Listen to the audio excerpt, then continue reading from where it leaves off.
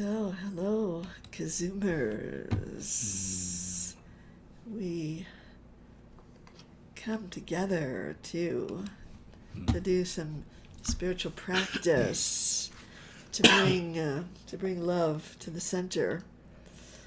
And I just created that chant. That's why you don't know. Yeah, I just created that. That was brand chant. new to me. Yeah, but it was a pasuk, a sacred phrase that was very intriguing, and someone pointed that out to me. That it says, "The one who trusts in God is surrounded by kindness." Surrounded by kindness. So it kind of creates and I think of it as like kind of a field, that is created. And then when you're in the field of kindness, then I think you kind of relax. You sort of put down your defenses and you relax. And when you relax, you open. And when you open, you can receive that.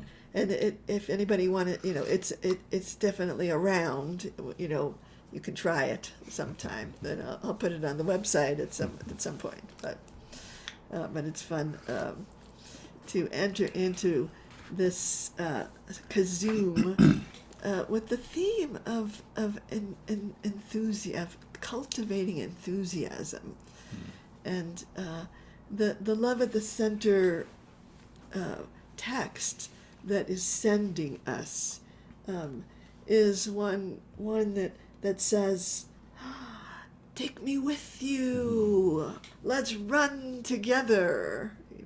And take me with you. Let's run together. the King has brought me to his chambers. Let us delight and rejoice in your love. So there's some kind of spirit of enthusiasm that I want to cultivate, and it's a kind of a stance in relationship to life that is a kind of, and I call it an eagerness for life, challenges and all. Eagerness for life, challenges and all of it. Viva Malka's here. Hey. Well, these people I haven't seen in a long time. Great to see. And some of, and I think that this quality of enthusiasm is really about aliveness. And, there's so many reasons why we numb out, we kind of shut down over time. And, and we have to recapture something, reconnect with it. So I was sort of like, in studying this idea of enthusiasm, this place of running. First of all, I was reminded of the text in Genesis where, where Abraham sees those three mysterious strangers, angels, and he runs to go and to serve them, to invite them.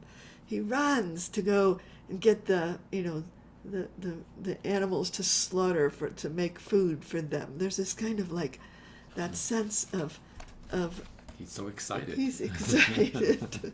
Like, wow, yeah. So this teaching by Aldous Huxley says the secret of genius is to carry the spirit of the child into old age, which means never losing your enthusiasm. The secret of genius is to carry the spirit of the child into old age, never losing your enthusiasm. And I think we kind of do lose our enthusiasm. Comes and goes. But it's good to track it, because there's some days I wake up and I don't have that eagerness for life. I sometimes wake up with a kind of a dread. It's like, and so I think that when I'm in that place of eagerness for life, then there's a lot more that I can receive. There's a lot more that is available to me. But it's also a vulnerable place to be, and to be in that place of enthusiasm. And a number of my students have talked to me about this thing that we called exuberance shaming. Have you ever been shamed for being so exuberant? Yes. And it kind of shuts us down. It makes us feel like, oh yeah, I need to be cool somehow. Calm it down. Calm it down. But then we lose this connection. And this other teaching by Ralph Waldo Emerson, who I love, says enthusiasm is the mother of effort, and without it nothing great was ever achieved. I think of effort having a mother, that we need to have the power that behind our effort, which is this.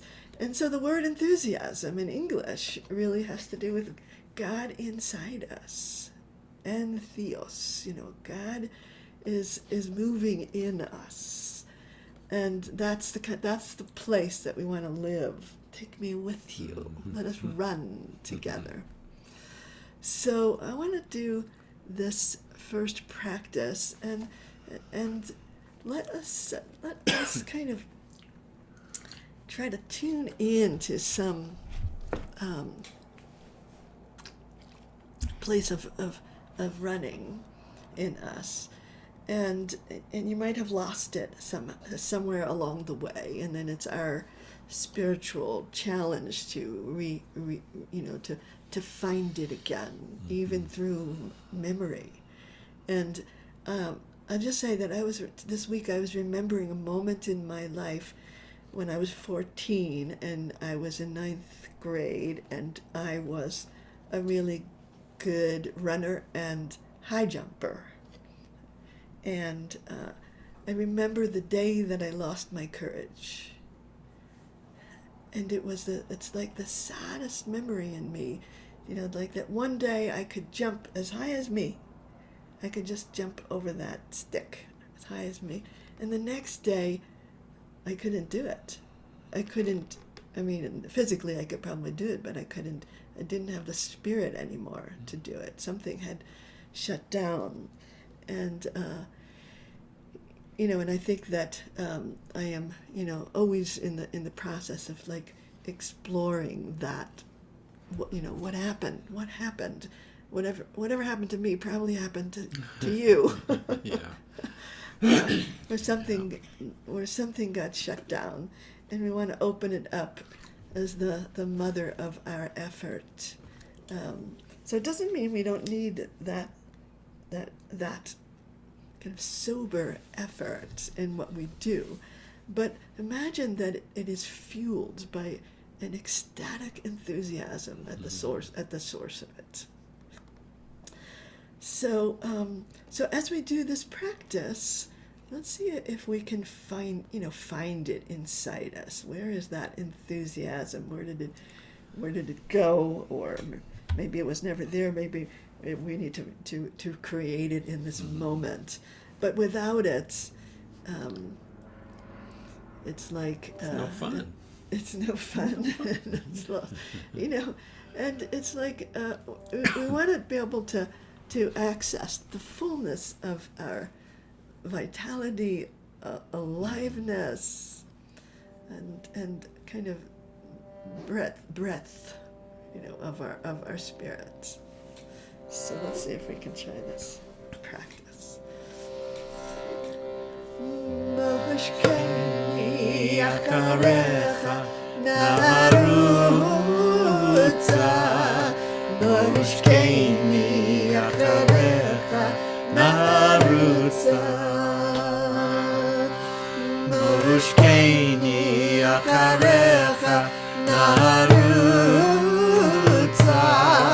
Moshchayni acharecha narutzah. Moshchayni acharecha narutzah.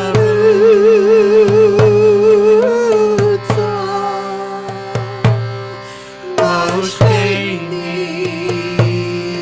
acharecha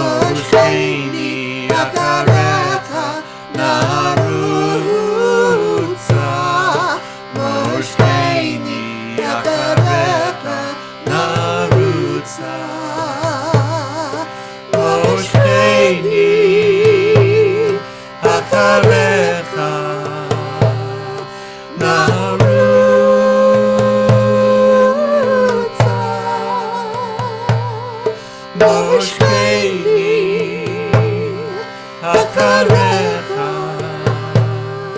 narutzah.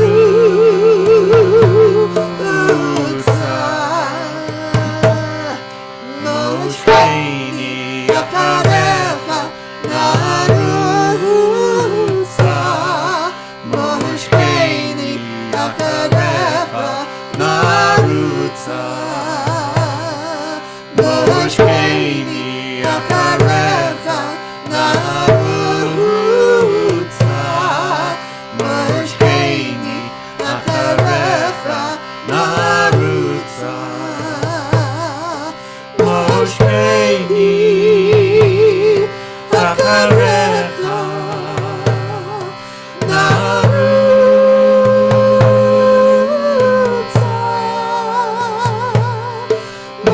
Moshchayni, acharecha, narutzah.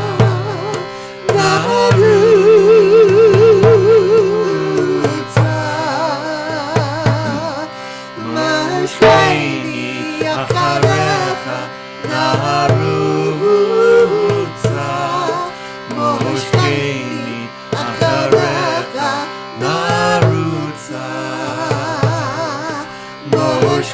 Moshchayni,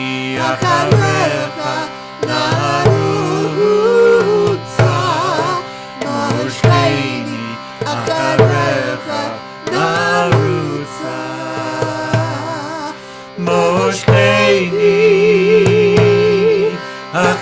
acharecha, narutzah.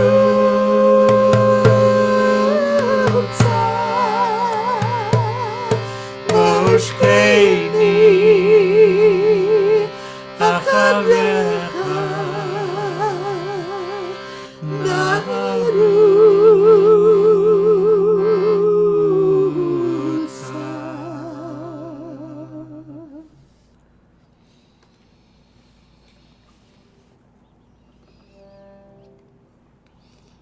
So feel that aliveness inside, just lighting you up from the inside, kind of a radiance.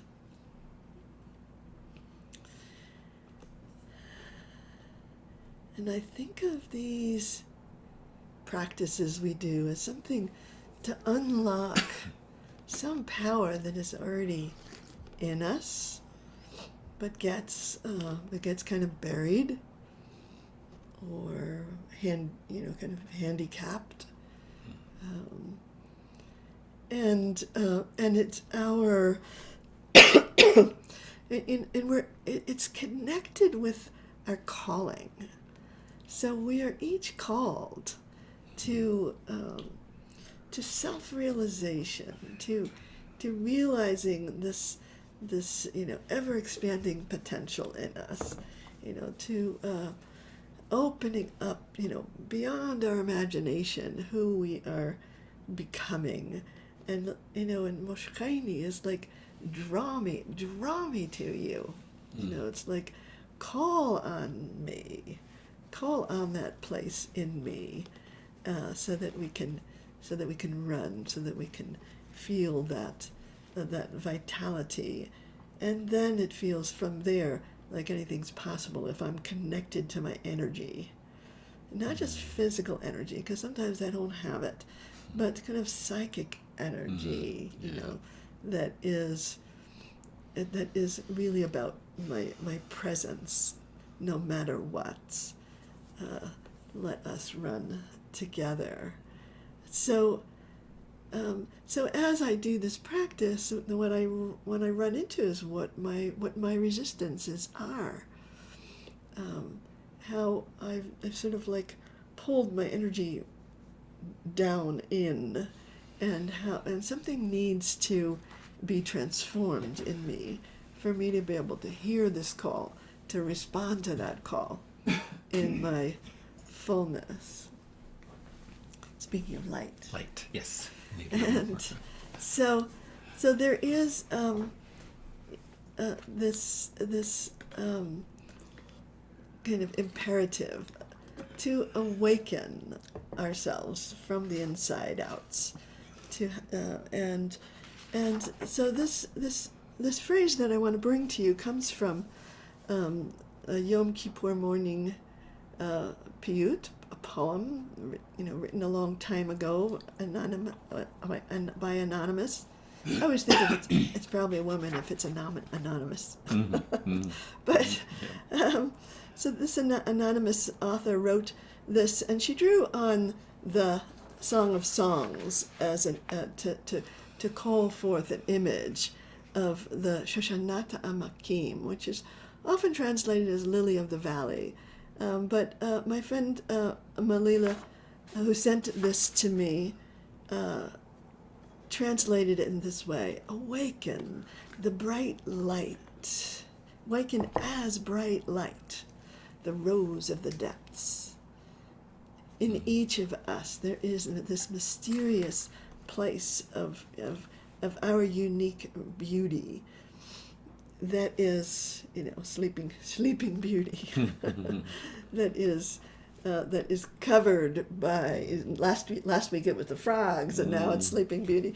But that is covered up, that is buried by our traumas, by our disappointments in life, by our don't get your hopes up too high kind of place, by our low expectations, by our despairs that kind of pile up on the heart. And our job is to excavate it, to awaken it. And that rose of the depths becomes our radiance, becomes our light that we get to shine out into the world. And through our practice, do this. Our practice is, as I was sort of looking at this idea of awakening the enthusiasm in me, I found this teaching from David Lynch that says meditation is to dive all the way within, beyond thought, to the source of thought and pure consciousness. Meditation is to dive all the way within, beyond thought, to the source of thought and pure consciousness. It enlarges the container every time you transcend. When you come out refreshed, filled with energy and enthusiasm for life. Mm-hmm. So we dive into the rose of the depths, and then in that dive to the place beyond thought, the container is enlarged, and so that when we come out, we are transformed. So I thought, so I kind of fell in love with this phrase here, and you can, for those who are who said that was David Lynch. David Lynch. Lynch. So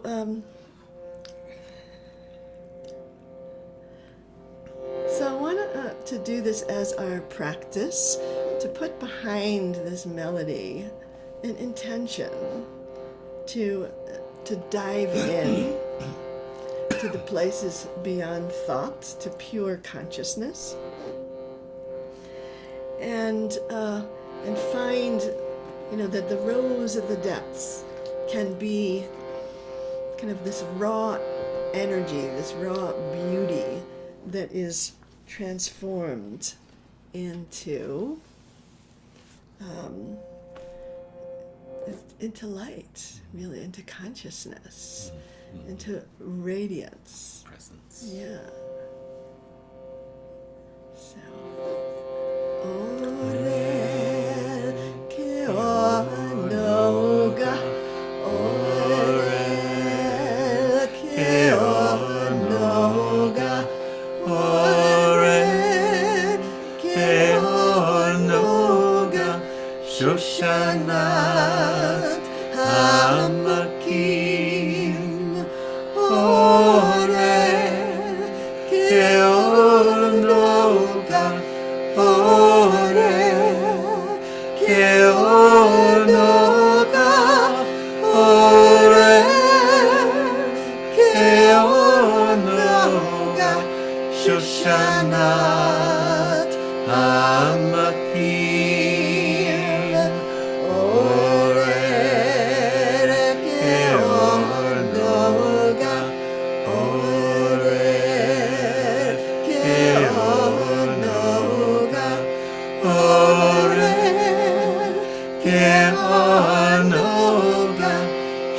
shoshanat hamakim oraryr keor nogah oraryr keor nogah oraryr keor nogah shoshanat hamakim oraryr keor nogah oraryr keor nogah oraryr keor nogah shoshanat hamakim oraryr keor nogah oraryr keor nogah oraryr keor nogah shoshanat hamakim oraryr keor nogah oraryr keor nogah oraryr keor nogah shoshanat hamakim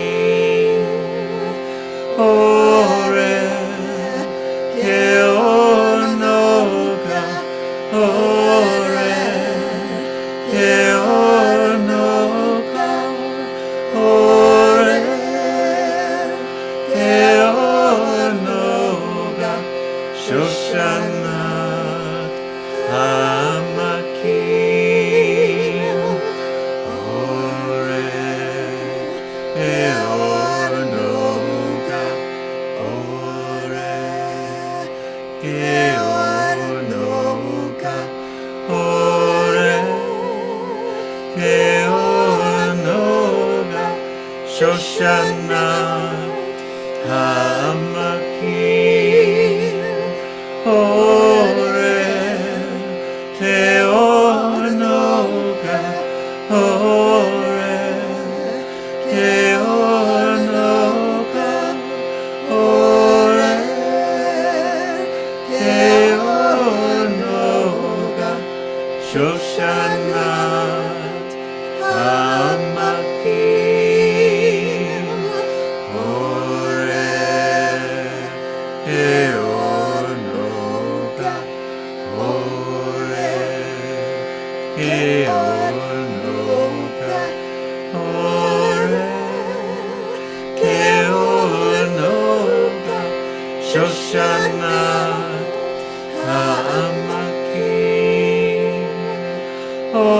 oraryr keor nogah oraryr keor nogah oraryr keor nogah shoshanat hamakim. Do it once more and really feel like you're shining this out. Open your mouth wide. Let your face shine.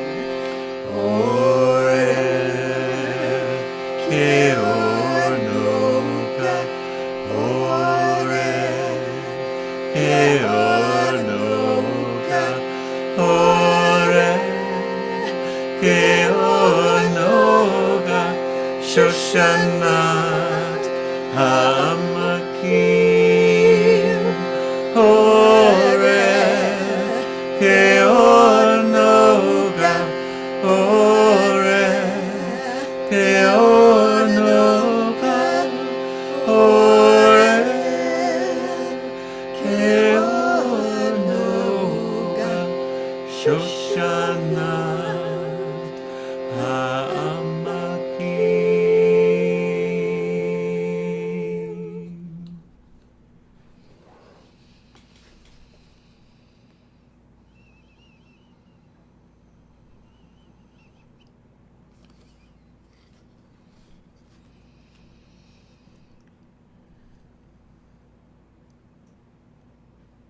So in the Kedusha, the part of our service that talks about what the angels are doing, it says they are giving each other permission. Really, they're giving each other permission to shine, and it feels like that's what I want to do with you all, to look around the Zoom room and with your kind of telepathy here, give each person here permission to shine their true radiance, to take whatever is that hidden place of the rose of the depths, and be able to say, oh, I want to see that shine, forth from you. And I hereby give you permission to shine.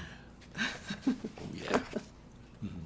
And we all need that, because we've been, sometimes not given permission, the opposite of permission, to shamed, for that shining quality that we have. So I want to do this practice of shining, and but before we do it, I have this poem that I came across in my studies, by Adyashanti, and the poem is called "God Is in a Mood," but to me it really spoke to that permission to shine, and so I want to share that with you before we do this next chant. And this next chant is from Isaiah, when we are asked to arise and shine.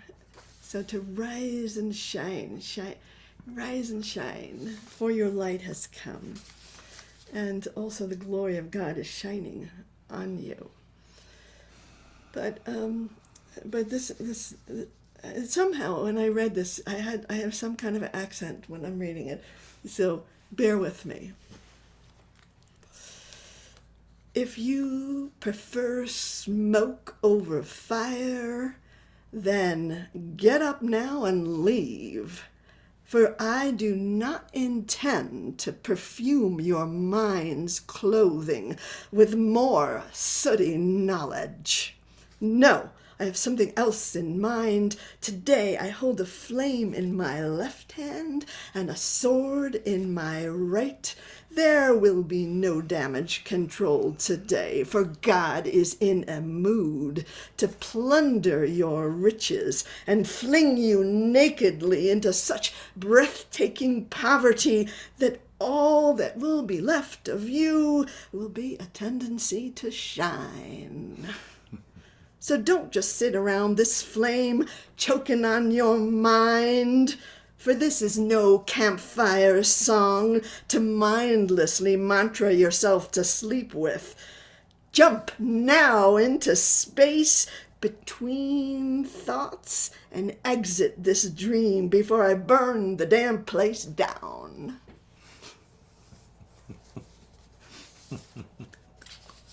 You like that? That's good. Oh.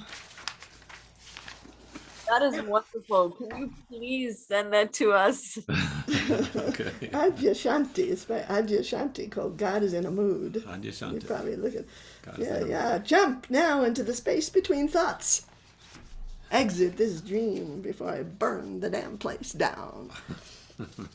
Wake up. In other words, wake up. So arise and shine. Arise and shine. For your light has come. And let's see if we can find the enthusiasm, the place of God, and entering into us as this light that's shining upon us. Kumi ori kiva oraych ukol Adonai alayich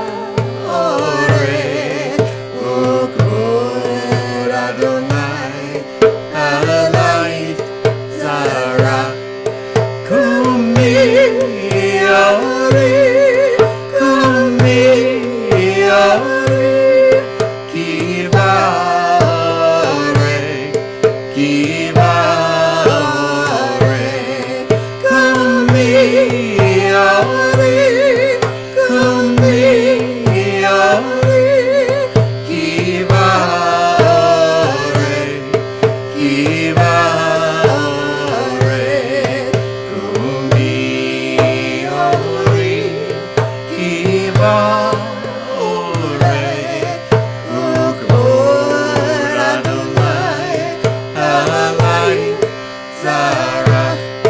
Kumi orarych, kiva oraych, ukvod Adonai, alayich zarach.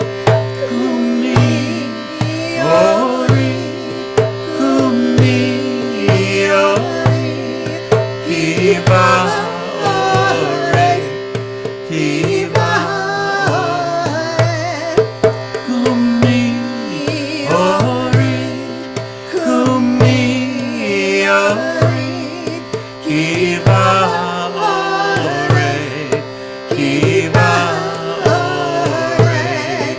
Kumi orarych, kiva oraych, ukvod Adonai, alayich zarach. Kumi orarych, kiva oraych, ukvod Adonai, alayich zarach. Kumi orarych, kumi orarych, kiva oraych, kiva oraych. Kumi orarych, kumi orarych, kiva oraych, kiva oraych. Kumi orarych, kiva oraych, ukvod Adonai, alayich zarach. Kumi orarych, kiva oraych, ukvod Adonai, alayich zarach. Kumi orarych, kumi orarych, kiva oraych, kiva oraych. Kumi orarych, kumi orarych, kiva oraych, kiva oraych. Kumi orarych, kiva oraych, ukvod Adonai, alayich zarach. Kumi orarych, kiva oraych, ukvod Adonai, alayich zarach. Kumi orarych, kumi orarych, kiva oraych, kiva oraych. Kumi orarych, kumi orarych, kiva oraych, kiva oraych. Kumi orarych, kiva oraych, ukvod Adonai, alayich zarach. Kumi orarych, kiva oraych, ukvod Adonai, alayich zarach. Kumi orarych, kumi orarych, kiva oraych, kiva oraych. Kumi orarych, kumi orarych, kiva oraych, kiva oraych.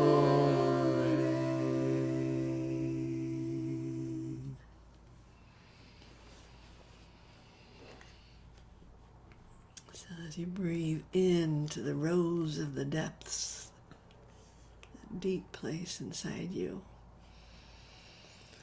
Awakening that enthusiasm, the place of God breathing in you.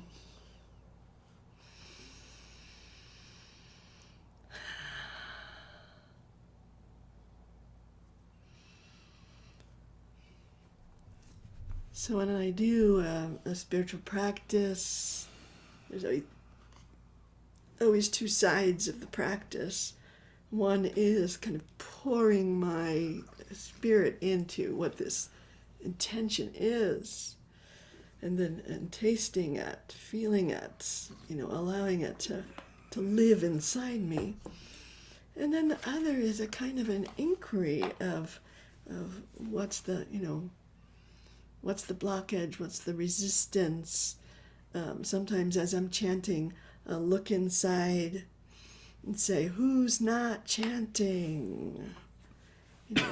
Of that great parliament of personality within me. Who's not chanting? And I might maybe find some little girl sitting in the corner sulking. And I'll have to bring some of my loving attention to her and do that kind of inquiry to invite her into the wholeness, because the Song of Songs, the title that I started with, is a Song of Songs, a journey through love towards peace and wholeness. And so that's where I'm going. So I need to find those little broken off parts of myself that will end up hijacking me at odd moments. So I wanted to do one more practice, which is called clearing the way, and it's kind of a magical practice of clearing obstacles, but it really depends on, I think, identifying those obstacles, coming into a kind of a place of humility with my own patterns. And when I can identify them, and what I do is I call it laying it on the altar of the chant. So when I can sense what is the obstacle to my enthusiasm, I want to lay it on the altar of the chant. And then we'll give all our energy to this chant, this Anabakoach chant, which is calling in the powers of kind of the clearing of obstacles. So I thought it might be good to put in the chat what you might see as an obstacle to your own enthusiasm, your own God intoxication. And we can lay them on the altar of the chant and chant for each other. And Rachmel, you could even say it, but Chronic pain. Chronic pain. Okay. Dampens it down. So. Embarrassment, exhaustion, judgment and criticism, compare and despair, fear of being hurt, fear of withholding, shame, I'm going to say self-consciousness, identifies unconscious vow, right, to stay unhappy and low energy, overwhelm, getting lost in the workaday world, overemphasizing its importance, fear, anxiety, feeling lack of love, forgetting, burnout, being too Jewish, or is it fear of being too Jewish, Marjorie? Or being seen as being too Jewish? Scarcity consciousness, old default stories of not enough. Okay, seen as. We're writing the obstacles to our enthusiasm. Fear of not being enough, fear of not having security, fear of going crazy.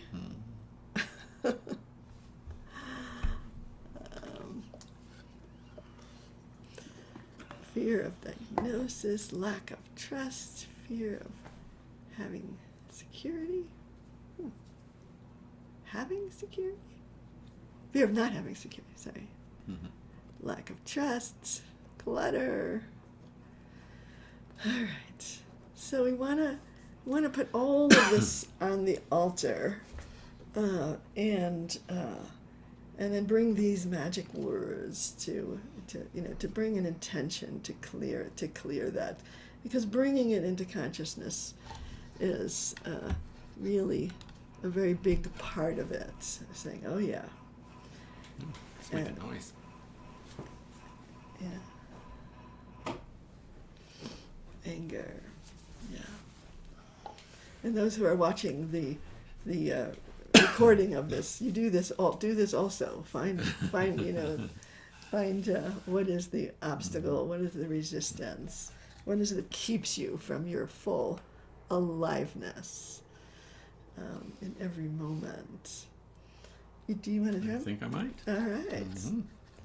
That's very enthusiastic of you. Very enthusiastic. Yes.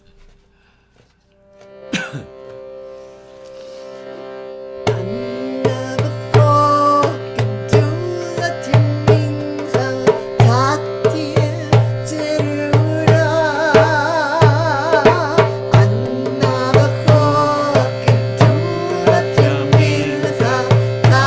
Tatir Tz'rurah,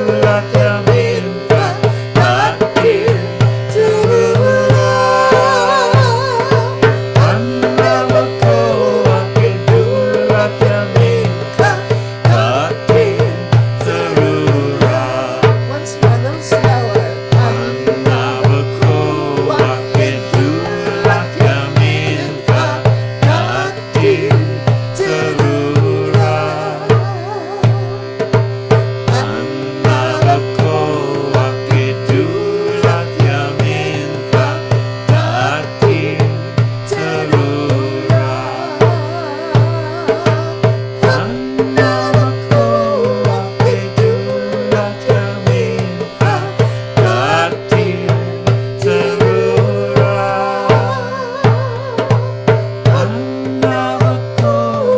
Gedulat yamincha, Tatir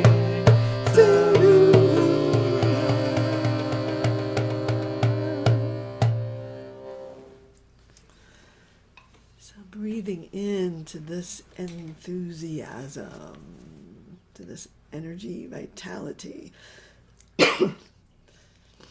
Just filling yourself with that spirit. And then if you want to come back to see on your altar that old pattern, the old pattern of fear, or self-consciousness, or anger, just take a look at yourself in it with compassion, just from this place of aliveness.